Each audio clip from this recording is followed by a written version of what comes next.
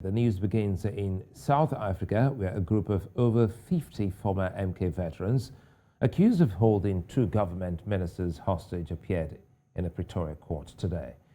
The men were arrested after a meeting with government officials turned sour.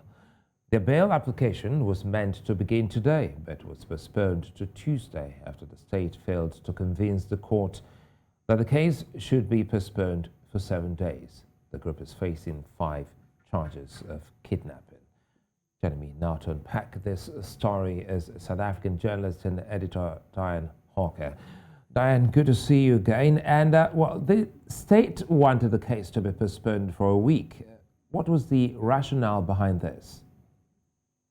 Good evening, Suleiman, and good evening as well to the viewers. Well, the state had actually said that the reason that the case should be postponed was because they were allegedly struggling to actually verify the addresses and personal information of the accused. This is because the different overseas where veterans wanted to actually apply for bail. And the state was saying that if the court is to allow them to have bail, they need to know that the addresses that they supplied would actually be the correct addresses.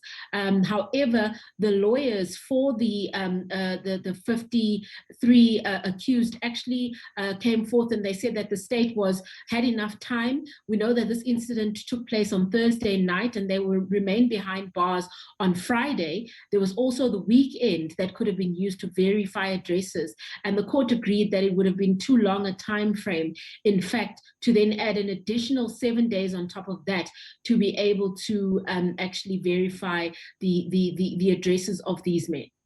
So now the case is expected to go on tomorrow. So what are we likely to see happen? Indeed. So what we're likely to see happen is a full bail application being made by the lawyers representing the group. We know that one of the lawyers is quite a renowned lawyer in South Africa and one who's appeared on your TV screens as well, Advocate Dali Mpofu. You might recall him from the Jacob Zuma trial, in fact, and he's also representing these military veterans. He is arguing that they should, in fact, be released on bail, that they're not facing serious charges, and they don't in fact have any intention of running away.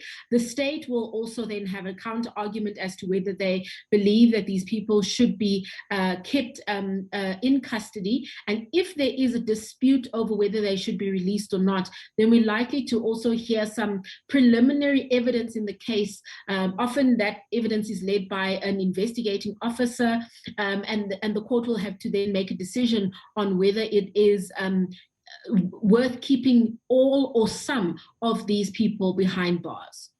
Well, anyway, you know, the incident which the two ministers were held hostage was quite alarming. Has the government said anything apart from the case which is going to court tomorrow? Yes, absolutely. You know, the viewers might recall that, you know, last week this incident took place in the late hours of the evening as a result of a meeting that was being held between the Minister of Defense and a minister in the presidency. And they were actually discussing with the military veterans a way forward.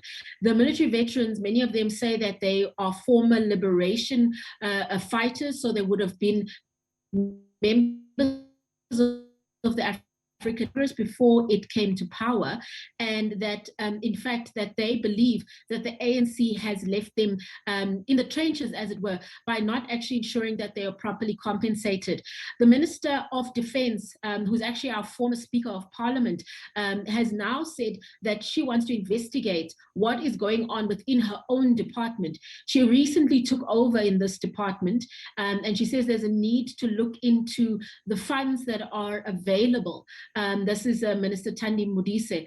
There are funds available for military veterans to see why it is that there are some military veterans who believe that they are still in need of compensation.